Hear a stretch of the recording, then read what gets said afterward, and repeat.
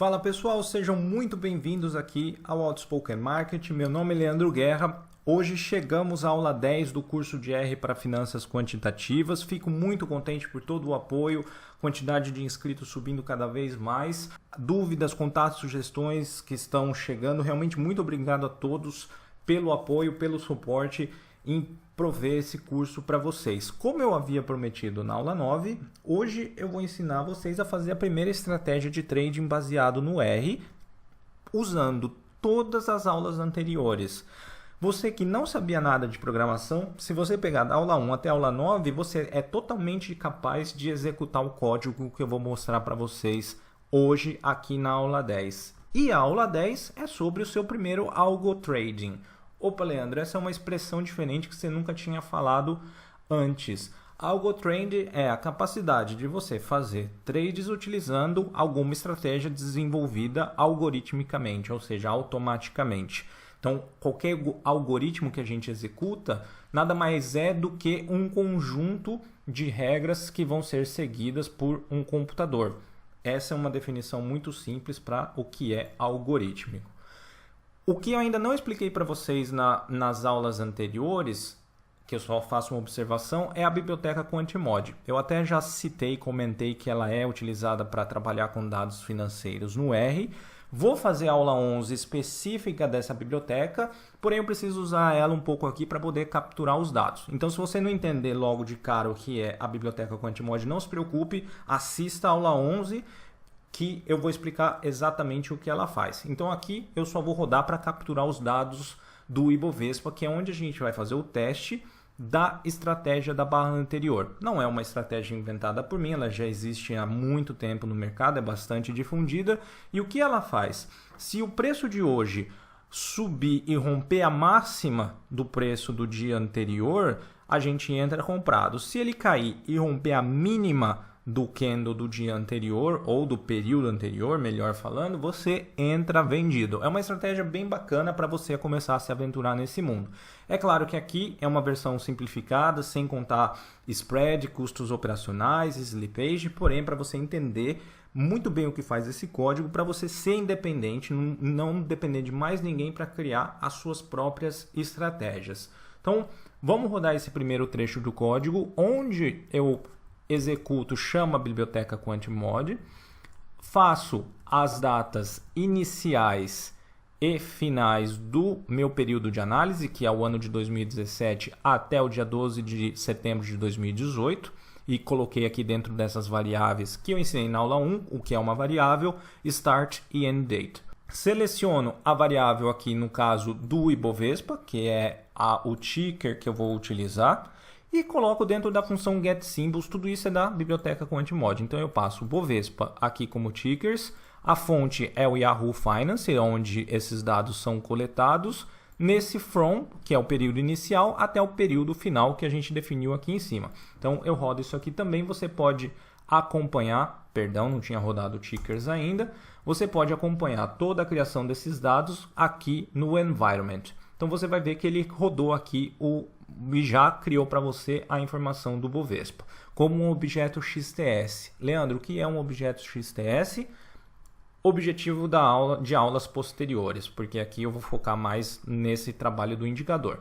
Ok, a biblioteca Quantimod permite que você crie gráficos de uma maneira mais elaborada, voltada para o mercado financeiro, e aí você pode ter o seu famoso gráfico de candles desse período que a gente selecionou, utilizando a função Chart Series, que pode ser tanto utilizada normalmente como na escala logarítmica. Nesse intervalo pequeno de tempo, a gente vai ver que não dá muita diferença no gráfico. Em intervalos maiores, com variações percentuais maiores, aí o logaritmo faz mais sentido. Ok, pessoal? Então isso aqui foi só para eu capturar os dados e mostrar para vocês como criar um gráfico no estilo que a gente conhece aí nas plataformas de trading. Vamos criar a estratégia então da barra anterior e aí eu vou introduzir também novos conceitos aqui da aula 10 para você aprender. Então a primeira coisa que a gente tem que fazer é ajustar a máxima e a mínima dos preços para comparação. Lembra que esses dados aqui do Bovespa foram capturados, eles vêm no formato XTS, a gente vai converter para data frame, que é o formato que a gente aprendeu na aula 4 a já trabalhar. Então, quando eu executo essa linha, você vê que ele muda, é o data frame que você conhece. Se eu clico aqui em cima, ele vai abrir a visualização e você tem aí a abertura máxima, mínima, fechamento e volume e o preço ajustado do Ibovespa. Ótimo, passo 1 completo. O que a gente vai fazer? Eu vou criar aqui uma nova variável nessa linha 38, que eu vou chamar de máxima shift, que é a máxima deslocada, onde eu vou atribuir primeiramente, como só uma primeira passagem, a máxima inicial. Quando eu rodo esse código, ele vai aparecer aqui no environment a sua nova coluna high shift, que nada mais é uma cópia da coluna high atual. Aí o que eu vou fazer? Vou executar esse comando aqui embaixo na linha 39 para deslocar ela, para que eu faça facilmente a comparação entre uma e outra. Então o que eu vou fazer? Dentro dessa coluna high shift, eu vou fazer um deslocamento, que é onde eu uso aqui -1, da quantidade de linhas em relação à quantidade de linhas que eu tenho aqui no Ibovespa, que são 429, ok? A primeira linha eu vou colocar um NA, que significa que é um valor nulo. Quando eu executo aqui esse código, qual que é o efeito que eu quero ter?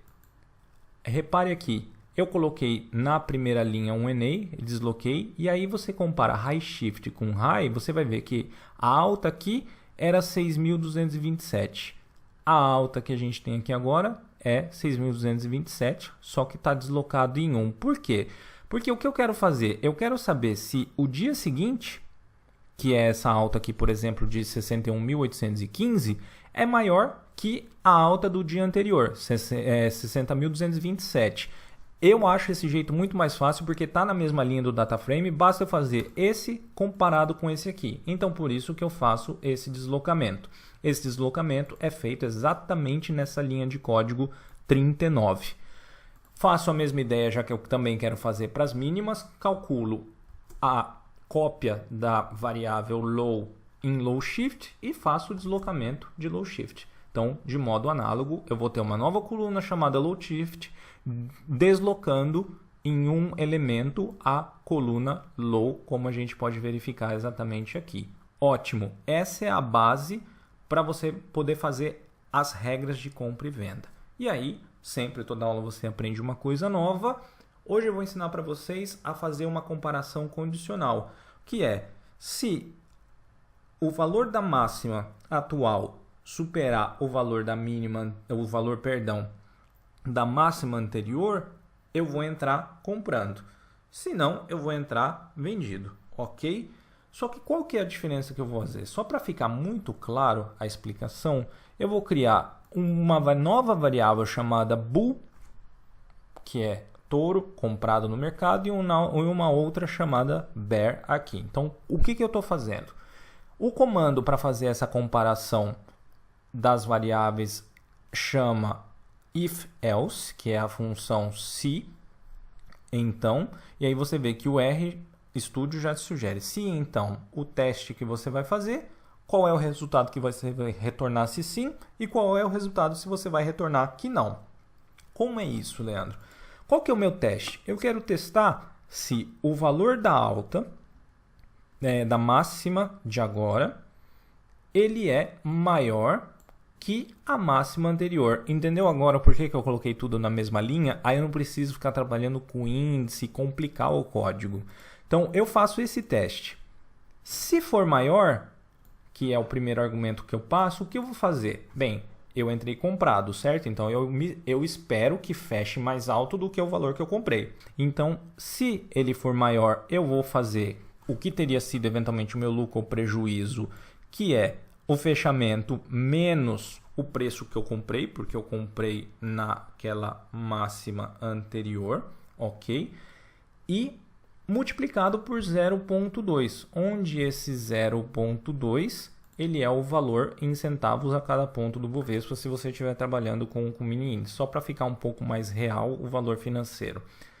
Se nada disso acontecer, ou seja, se não superar a máxima de hoje, não superar a máxima do dia anterior, retorna zero. Ou seja, eu não fiz trade nenhum comprado nesse caso. Ok? Qual é a segunda coisa que você está aprendendo na aula hoje também? É uma outra função que é chamada de NA. Lembra que eu expliquei aqui que NA é quando a gente tem um dado nulo, um dado vazio, tá? O que eu vou fazer? Se eu tiver algum dado vazio, eu vou fazer isso retornar zero. Então eu pego aquela minha nova variável bool que eu rodei, eu faço um teste dentro dela, que é se é NA, a variável bool, onde ele é NA, ele vai me retornar um valor zero. Então eu rodo aqui essas duas linhas de código, vou ver de novo ali como está o meu data frame, tem a coluna bool adicionada e tem eventualmente quantos valores em reais você teria ganhado nos dias que deu trade. Então naturalmente tem dia positivo, dia negativo e dia que você não fez trading, que é o zero que você retornou na função if else. Mesmo raciocínio para a função quando a gente vai fazer a entrar na mínima aqui vendido.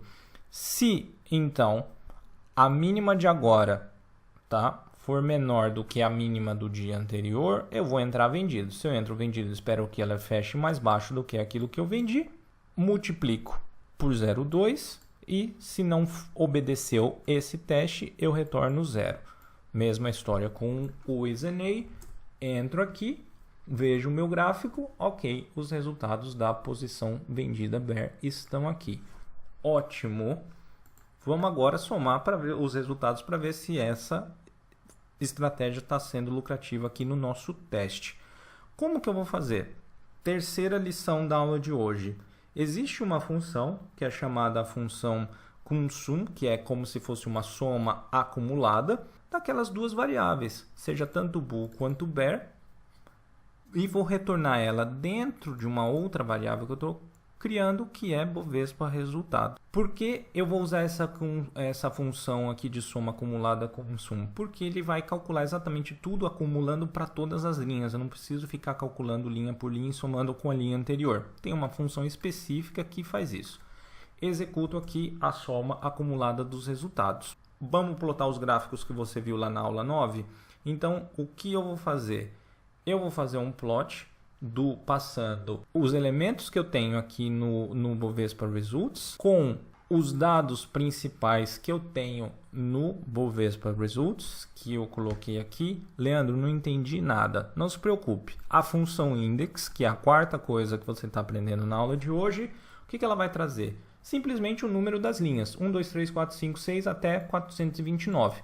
Porque lembra, esse primeiro elemento é o nosso valor de X do gráfico, que é o que vai ficar aqui embaixo. O Core Data Bovespa Results, ele vai pegar simplesmente o valor principal ali da função de valor acumulado que você fez ali em cima, que são os elementos aqui somando os resultados. Ótimo! O tipo de gráfico de linha, eu vou colocar uma cor azul, vou colocar aqui um título, o nome do eixo X e o nome do eixo Y, e vai ser o plot que você aprendeu na aula anterior. Cara, muito bacana. Você vê que naturalmente, como toda estratégia, tem um certo drawdown. Lembrando que aqui não tem spread, slippage, custo operacional, é só um resultado teórico. Então você fala, poxa, fiz uma estratégia lucrativa, posso começar a testar nos meus trades reais, na minha conta demo, por exemplo, para ver se isso funciona. Ótimo! Vamos aprender mais uma outra coisa na aula de hoje para fechar. Como eu posso fazer uma anotação dentro desse gráfico. Lembra que na aula 9 eu mostrei como você cria linhas adicionais? Hoje eu mostro como você cria texto. Muito simples. Uso a função text. Vou passar nessa função text o quê? Eu vou passar a posição no eixo X que eu quero que esse texto seja escrito, ou seja, o gráfico ele tem aqui o eixo X. Quando eu escolho 175, significa que aqui mais ou menos na parte do onde é a altura do número 175 do X, eu vou posicionar esse gráfico. Na posição também do eixo Y, que é o segundo número aqui, 2000, ou seja, mais ou menos nessa altura aqui, onde está o mouse aqui agora em amarelo, eu vou plotar o meu texto. Que texto? Texto retorno total, e eu vou pegar o último número da minha variável Bovespa Results.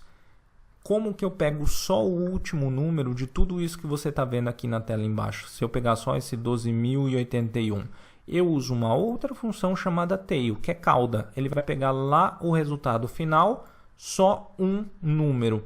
Se eu executar só isso aqui, por exemplo, você vai ver que vem 12.081.2. Então roda essa linha do text. Olha só o que ele plota aqui para você. Como que eu fiz tudo para colocar tudo junto, o número e o texto? Eu uso essa função paste. Lembrando, pessoal, preste bastante atenção em todos os conceitos, que você é capaz de fazer tudo isso sozinho. Dúvidas? Me escreva.